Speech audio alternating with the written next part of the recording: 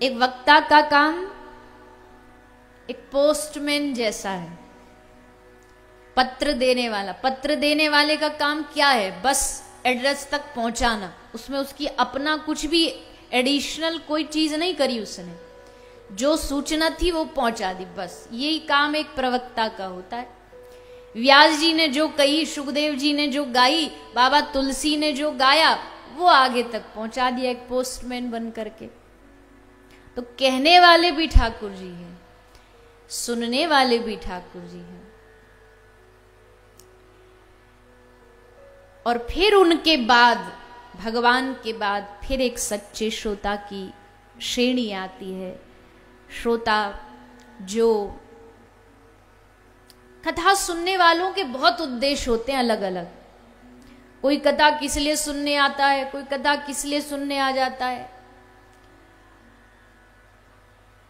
कोई इच्छा पूर्ति के लिए आता है, कोई मनोकामना पूर्ति के लिए आता है, कोई बस इसलिए आता है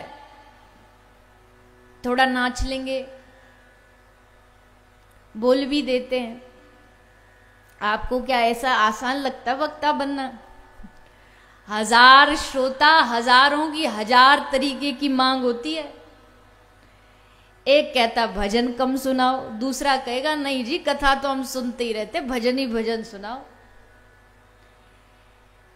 कोई गंभीर रस को पसंद करता, कोई हास्य रस को पसंद करता है। इसलिए वक्ता को थोड़ा थोड़ा थोड़ा मसाला सब परोसना पड़ता है। और वो इसीलिए, वो किसी के चापलूसी के लिए नहीं कहते हम लोग कि भैया तुम भी राजी हो जाओ, मत हो। और आज तक कौन किसको राजी कर पाया है?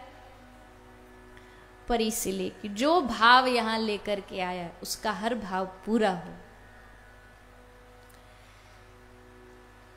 तो कथा के सच्चे वक्ता, कथा के सच्चे श्रोता की श्रेणी में भागवत जी के अनुसार आते हैं श्री सुखदेव गोस्वामी और राजा परीक्षित।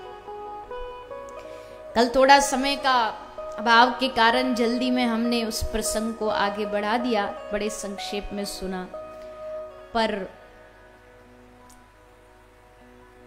कृष्ण, द्वारिकाधीश कृष्ण इस धरती पर अपनी लीला को विराम करके अपने धाम, निज धाम चले जाते हैं, गोलोक धाम चले जाते हैं।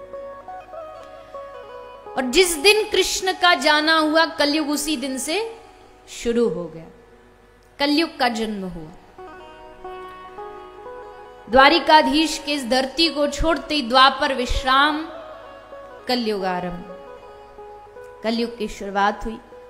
और शुरुआत कैसे हुई, कैसे पता चला कलयुग आ गया?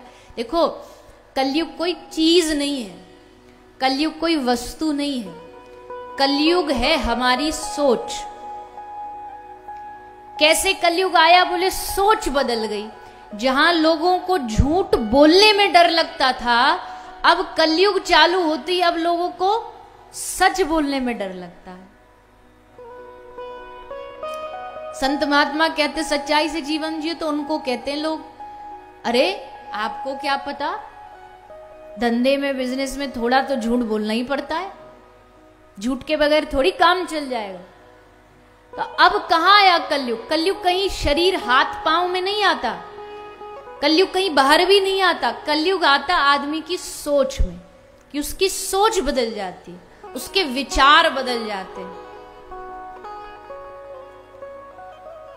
जहां जो काम करने में पुण्य समझता था, अब उस पाप को करने में भी उसको डर नहीं लगती, ऐसी विचारधारा मन में आ जाती है।